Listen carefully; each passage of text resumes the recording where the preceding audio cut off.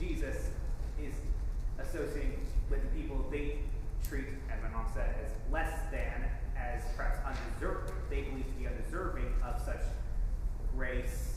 It's conflicting with their logic, so they're trying to put it into a situation where they're right, he's wrong. Hence why they're constantly trying to trap him in situations like this. So what law is that? I don't. There is no tradition. It's tradition. Yes, sir.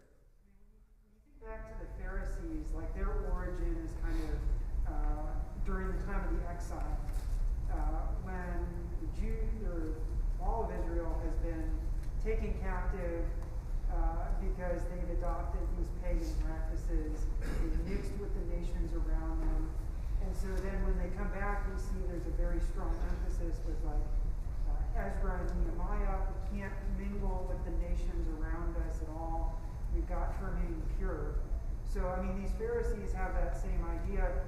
Anything that is unclean or impure or sinful, we don't want to have anything to do with those people. But I think that kind of highlights, and that is kind of a theme under the law, in that uncleanness spreads. If you touch something unclean, you become unclean. If you hang out with unclean people, you're probably going to end up unclean. But that's a big contrast with Jesus, whereas what happens when Jesus touches the leper becomes clean, not Jesus becomes unclean. We're kind of missing the good news here. Sure. I think that's an excellent call out. We look all the way back to the captivity days of Israel, right? And when they come back from this exile, they come back in Ezra, Nehemiah, they're establishing, we've sinned, we've messed up, we got to get back to the law of God. Part of our problem was that we intermingled with these other nations in an unlawful way, in a way God did not intend.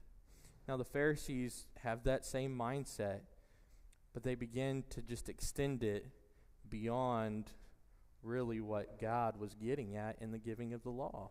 Yes, sir. I think Jesus kind of points out that a little bit in Matthew 15, 20, when he distinguishes between what defiles a man.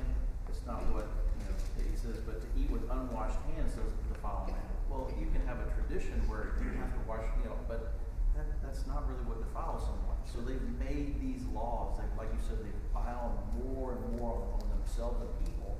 Well, they didn't always pile on themselves, but on everyone. I think that's an example of traditions being found. Sure. Yeah, absolutely. Yes, sir, Stu. So it's an amazing self-righteous attitude where they saw themselves as above the sinners.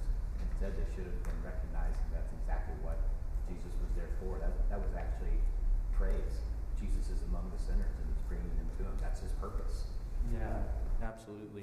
If we just want to get a picture of how the Pharisees viewed Jesus, go to Luke chapter 7. Luke chapter 7. Now we are actually going to go to Luke chapter 7. But in Luke chapter 7, there's this comparison between John the Baptist and